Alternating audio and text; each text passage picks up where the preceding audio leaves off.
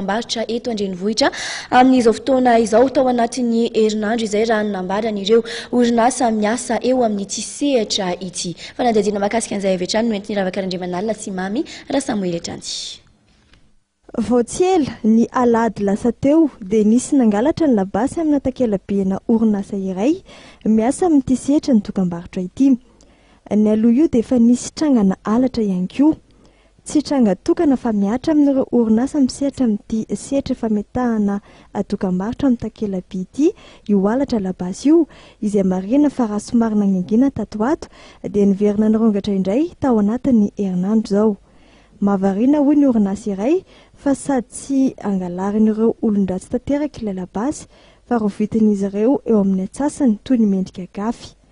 No marian'izy ireo ihany koa fa mahatratra roa tapitrisa ariary ny fatiantoka izy ireo isaky ny halatra labasy amin'ny takela-by iray. Akoatra ny labasy dia hiaran'izay halatra izay ihany koa amin'izao ireo tongo-by amin'ilay takela-by. Raha tamin'ity taon'ity ampolo n'ireo fitoriana efa napetraka ireo orinasa misehatra amin'ity sehatry ny takela-by ana dokam-barotra ity tena nefa ny mpitandro filaminana saingy tsy mbola nahitana mangirana izany hatreto.